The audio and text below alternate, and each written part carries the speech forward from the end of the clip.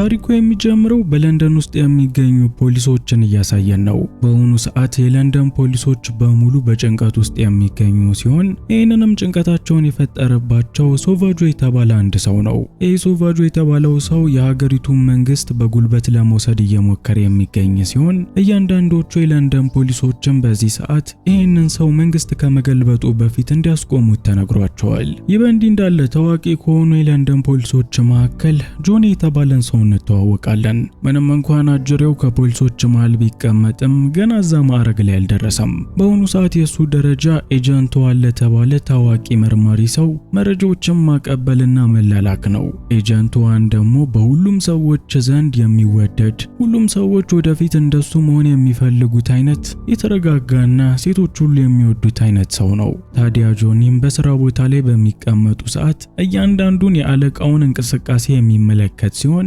ወደፊትም ታዋቂ ሲሆን ልክ እንደሱ ኩል ሆናለሁኝ በማለት እያንዳንዱን እንቅስቃሴዎቹንም እሱ በሌለበት ይለማመዳል። ታዲያ አንድ ቀን ላይ ኤጀንቷን በከተማው ዙሪያ ግርግር ስለሰፋ ለጆኒ ወደ አንድ ቦታ መሄዴ ነው ወደዛ ቦታ የሚያደርሰኝን ሰላማዊ የሆነ መንገድ ፈልግልኝ በማለት ቀለል ያለ ስራ ለጆኒ ሰጥቶታል።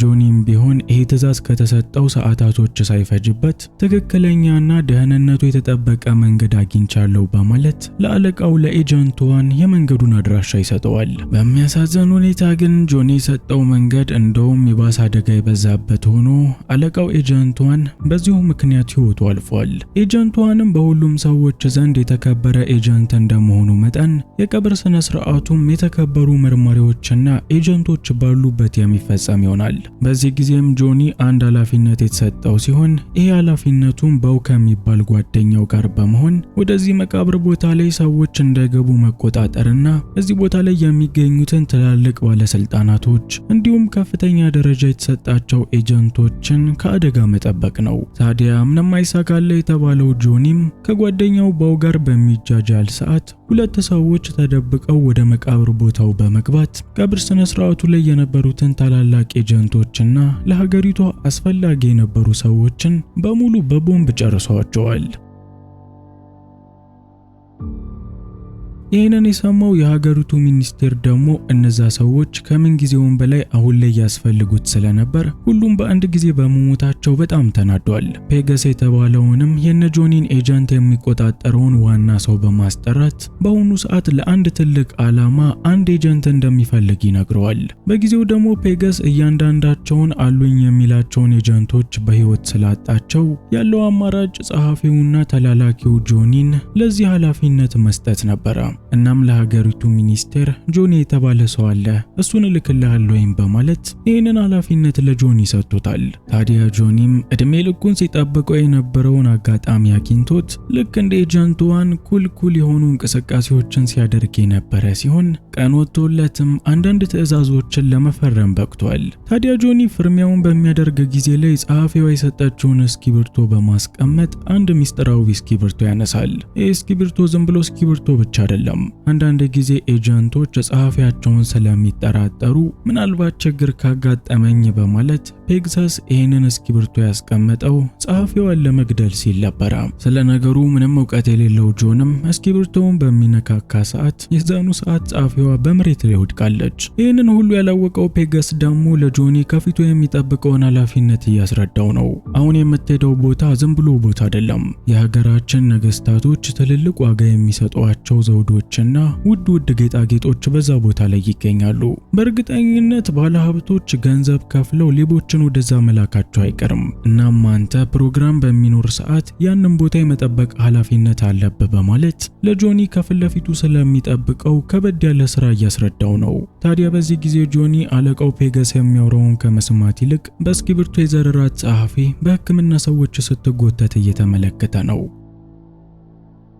ትዕይንቱ ሲቀየር የድግሱ ቀን ደርሶ ጆኒ ወደ ቦታው መጥቷል። እናም ቤተመንግስቱ የመደባቸውን ጥበቃዎች ይሆነኛል ባላቸው ቦታ ላይ ያሰማራቸው ሲሆን በቦታው ላይ አጠራጣሪ የሆኑ ሰዎች ምናልባት ሊኖሩ ስለሚችል ዞር ብሎ እየተመለከተ ነበር።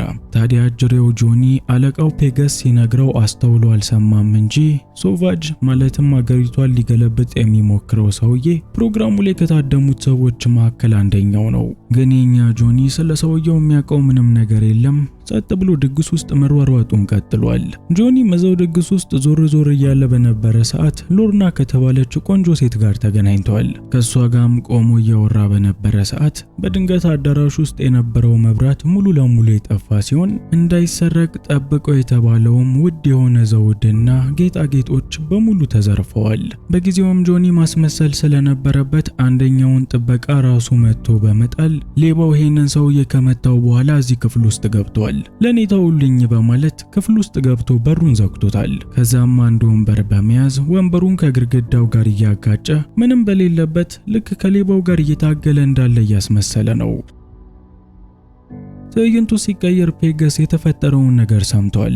በግዴለሽነትም ሁሉንም ነገር ያዘረፈውን ጆኒ ከፖሊስ ፊት ለፊት ያስቀመጠው ሲሆን ይሄ የፖሊስ አሊም የመጣው ጆኒ በጊዜው ዘራፊውን አይቼዋለሁ ስደባደብ ነበር ከሱ ጋር ስላለ የሰውየው መልክ ምን እንደሚመስል በስዕል ለማስቀመጥ ነው። እናም ጆኒ በጊዜው ያለ የሌለውን ሲቀባጥር በመጨረሻ ይሄንን የሚመስል ሰው ጋር ደርሰዋል።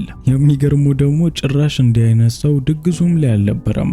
ጆኒ እንዲሁ ዝም ብሎ ቀባጥሮን የነገራቸው። ትዕይንቱ ሲቀየር ጆኒ ከባው ጋር በድብቅ ወደ ዘረፋው ቦታ መጥቷል። ወደዚህ የመጣበት ዋነኛ ምክንያት ዘረፋው መችና እንዴት እንደተፈጠረ በደንብ ለመመርመር ሲለው ለደቂቃዎችም ቦታውን ቆሞ ሲመለከት ከቆየ በኋላ ከትላንትና ጀምሮ ያላስተዋለው አንድ ትልቅ ጉድጓድ እዛው ፊት ለፊት ያገኛል።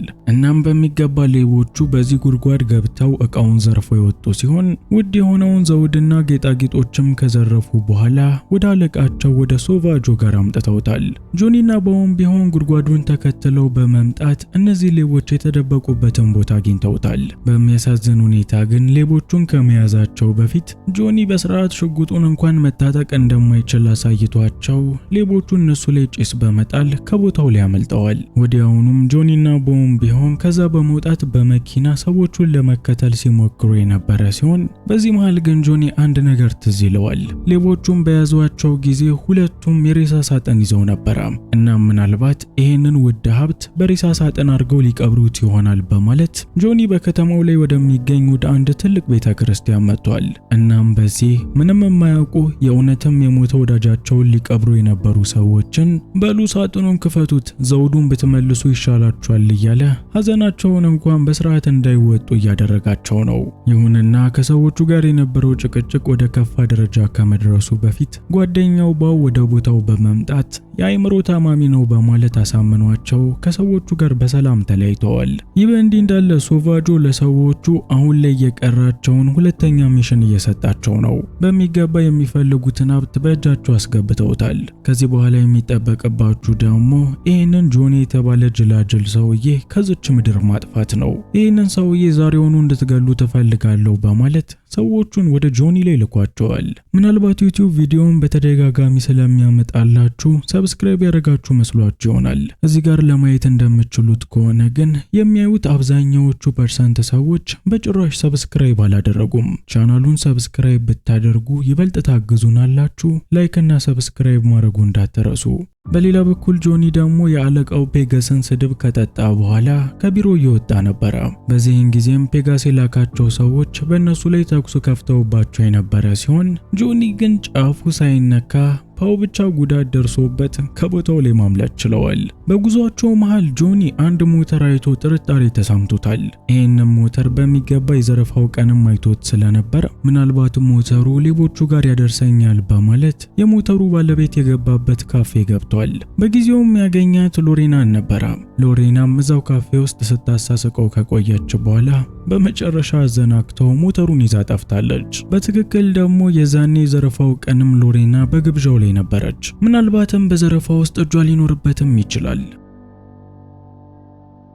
ከዚህ ክስተት በኋላ ጆኒና ባው ከነሱ ማይጠበቅ የሚገርም ሐሳብ አምጥተዋል። ይሄም ሐሳብ የዘራፊው ሶቫድ ህንጻ ሰብሮ መግባት ሲሆን ከዛም እያንዳንዱ መረጃዎች በመሰብሰብ ዘራፊው እሱ እንደሆነ እናሳውቃለን በማለት ካለቃቸው ምንም ፍቃድ ሳያገኙ የሰው ህንጻ ውስጥ ለመግባት ተዘጋጅተዋል። በጊዜው ደግሞ ባው ለጆኒ አሁን የሚያርፉት በመንትያ ህንጻዎች ላይ ስለሆነ በደንብ የትኛው ላይ ማረፍ እንዳለበት እያስረዳው ይገኛል። የዚህን ጊዜም ጆኒ እኔ አንድ ተራ ህንጻና ሆስፒታል የሚምታታብኝ አይነት ሰው አይደለሁም፣ ባይሆን ለራስህ ተጠንቀቅ በማለት እሱ በሚገባ የሶቫጆ ህንጻ ላይ እንደሚያርፍ እርግጠኛ ሆኖ እየተናገረ ነው። ግና የማረፊያቸው ሰዓት በሚደርስ ሰዓት ባው በሚገባ ትክክለኛው ህንፃ ላይ ያረፈ ሲሆን የተምታታበት ጆኒ ደግሞ ሆስፒታሉ ላይ አርፏል። እናም ያንም ያክል ሆስፒታል እንደገና ከወረደ በኋላ ወደ ትክክለኛው ህንፃ በመምጣት ከቦ ጋር ተገናኝቷል። በዚህን ጊዜም የተመለከቱት ይሄ ሰው ራሱን ለመሾም ስለፈለገ የሀገሪቱን ነገስታት የሚሾመውን ሊቀ ጳጳስ የሚመስል የውሸት የፊት ማስክ እየሰሩ እንደሆነ ይመለከታል። ቀጥለውም በአንድ ሲዲ ላይ የዚህ የሶቫጆ የተባለን ሰውዬ ሐሳብ ያገኙ ሲሆን የሰውየው ዋና ዓላማ መንግስት በመገልበጥ ሙሉ ሀገሪቷን በእጁ ማስገባት እንደሆነም ተረድተዋል። ቀጣዩ የጆኒ እቅድ የነበረው ያሉትን ግባብዳ ሰዎች መፋለም ስለማይችሉ እየዞረ ጆኒ እነዚህን ወጠምሻ ሰዎች ሰውነታቸውን ከቁጥጥር ውጭ የሚያደርግና ለፍስፍስ የሚያደርጋቸው መድኃኒት መውጋት ነበረ። ምን ያደርጋል፣ ሰዎቹንም በሚወጋቸው ሰዓት ራሱንም ሳያስብ መድኃኒቱን አስነክቶት ስለነበረ ጆኒ ራሱ ሙሉ ለሙሉ መቆጣጠር አልቻለም። በሚያደርገው ግራ ገብቶት እየተጨነቀ በነበረ ሰዓት ሁለት የሶቫጆ ሰዎች መጥተው ይዘዋቸው የነበረ ሲሆን ሰዎቹ ግን በእነሱ ላይ ምንም ከማድረጋቸው በፊት ሎረና እነዚህን ሁለት ሰዎች መታ በመጣል ጆኒና ባውን በድጋሚ ነፃ አድርጋቸዋለች። ሎረና እነሱ ሲፈሩት እንደነበረው ሌባ አይደለችም። ሎረና ከፓሪስ የተላከች የኢንተርናሽናል ፖሊስ አባል ስትሆን ለረጅም ጊዜያትም ይሄንን ሶቫጆ የተባለውን ሰው የተከታተለችው ነበር። የዛን ቀንም ድግሱ ላይ የተገኘችበት ዋነኛ ምክንያትም ከዚሁ የተለየ አይደለም። ሎረና መታ ካዳነቻቸው በኋላ ጆኒ ሱፉን ለብሶ ሽክ በማለት የሶቫጆን ድግስ ተቀላቅሎ የነበረ ሲሆን ከዚህ በፊት ግን እጁ ላይ ተወግቶ የነበረው መድኃኒት ሙሉ ለሙሉ ከሰውነቱ ላይ ስላልወጣ ሰውነቱን መቆጣጠር አቅቶት አሪፍ የመውደቂያ ቦታ መርጦ ወድቆ ስለነበር ነው። ይህ በእንዲህ እንዳለ ሶቫጆ ጆኒና ባው ያደረጉትን ነገር በሙሉ ደርሶበታል።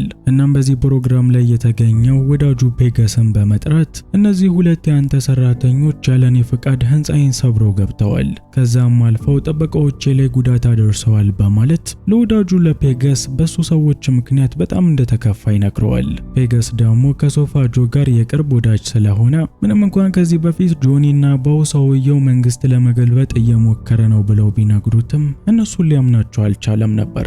እነሱም ቢሆን ይህንን ህንፃ ሰብረው የገቡበት ዋነኛ ምክንያት ይህንን ፔጋስን ለማሳመን ያላቸው ብቸኛ አማራጭ መረጃ ማሳየት ስለነበር ነው። ይሁንና አንዳችም መረጃ ሳይኖራቸው ሶቫጆ ቀድሞ ጓደኛው ፔጋስን ስላሳመነው በጆኒና በባው ላይ ፊቱን አዙሮባቸዋል። በዚህም ምክንያት ጆኒ የሰው ህንፃ ሰብሮ በመግባቱ ምክንያት ለ3 ወር ያክል ከዚህ ስራውም ተባሯል።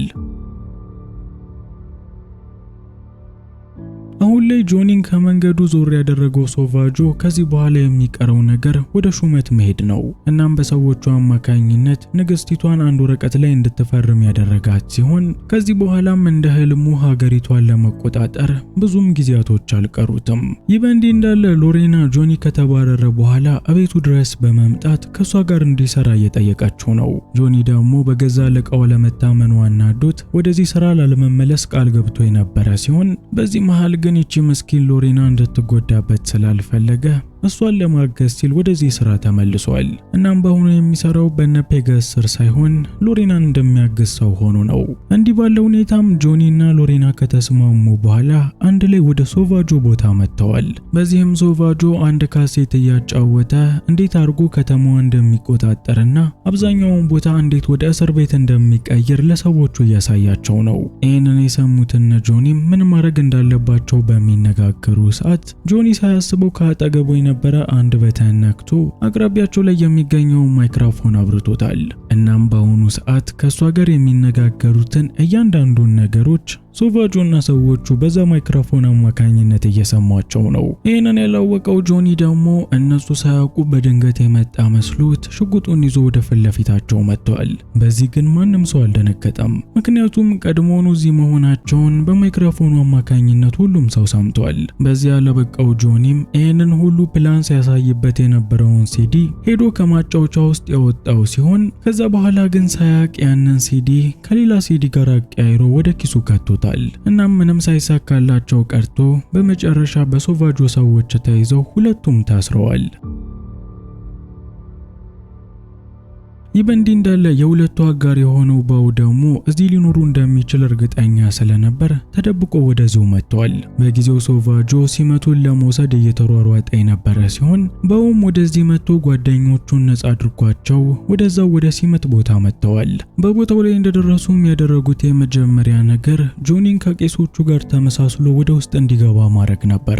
ጆኒም አንዴ የሚፈለገው ቦታ ላይ ከደረሰ በኋላ ማንነቱን ይፋ በማድረግ ይሄ ሶቫጆ የተባለ ሰውዬ ምን ያህል አጭበርባሪ እንደሆነ ለሁሉም ሰው ለመንገር እየሞከረ ነው። ይሄ የምታዩት ሊቀ ጳጳስ ሳይቀር በአርቲፊሻል ማስክ የሰራው ሰው ነው እንጂ እውነተኛው ሊቀ ጳጳስ አይደለም። ካላመናችሁኝ ይሄው ማስኩን አውልቄ ማሳየት እችላለሁ በማለት ጆኒ የሊቀ ጳጳሱ አፍንጫ እስኪሰበር ማስኩን ለመውለቅ ቢታገልም ምንም ሊሰራለት አልቻለም።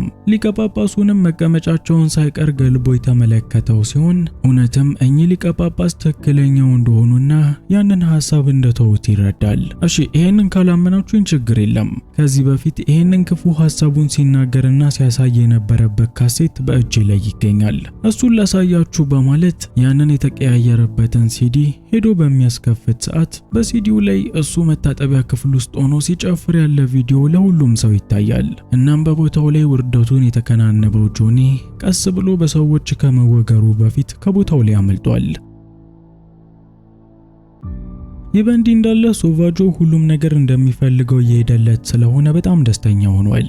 እናም ሲመቱ እስኪደረግለት በጉጉት እየጠበቀ የነበረ ሲሆን ልክ ግን ሊቀ ጳጳሱ ሲመቱ ሊፈጽሙለት ሲል ጆኒ በገመድ ተንጠላጥሎ መጥቶ ዘውዱን ከእጃቸው ላይ ይወስድባቸዋል። በዚህ የተናደደው ሶቫጆ ደግሞ ሽጉጡን አውጥቶ ጆኒ ላይ በተደጋጋሚ በመተኮስ ዘውዱን በድጋሚ በእጃቸው ማስገባት ችሏል። እናም ሊቀ ጳጳሱ ይሄ እብድ የሆነ ጆኒ ከመምጣቱ በፊት በድጋሚ ሲመቱን ለመፈጸም በሚሞክሩ ሰዓት ጆኒ በአሁኑ ጭራሹኑ ገመዱን ለቆ ሶቫጆ ላይ የወደቀበት ሲሆን በዙፋኑ ላይም በሶቫጆ ፋንታ እሱ የተተካ ሲሆን ሲመቱም ለሱ ተደርጎለታል። እናም ይህንን የንግስና ዕድል ያገኘው ጆኒ ምንም ጊዜ ሳያባክን ለወታደሮቹ ሶቫጆን እንዲያስሩት ወዲያውኑ ትዕዛዝ ሰጥቷቸዋል። ይህንን የንግስና ዘውድ በጭንቅላቱ ላይ እስካደረገ ደግሞ ሁሉም ሰዎች እሱን የመታዘዝ ኃላፊነት አለባቸው። በመቀጠልም ጆኒ ይህንን ዘውድ ለሚገባትና ለትክክለኛዋ ንግስት ለንግስት ኤልሳቤት አምጥቶ ያስረከባት ሲሆን ሶቫጆ ደግሞ በፈጸመው የሀገር ክደትና የመንግስት መገልበጥ ሙከራ እስከ መጨረሻው ወደ ዘብጥያ ተጥሏል። በታሪኩ መጨረሻ ላይ ጆኒ በዚህ መሃል ካገኛት ከፈረንሳዊቷ ሎሬና ጋር አንድ ላይ ቆንጆ ጊዜ ለማሳለፍ ወደ ፈረንሳይ መጥቷል። በዚህም ሊሳሳሙ ጫፍ ላይ ደርሰው በነበረ ሰዓት ጆኒ መኪና ውስጥ የነበረ አንደኛውን በተን ይጫንና ሎሬናን ከመኪና ውስጥ አስወንጭፎ ይጥላታል። ምን ይባላል?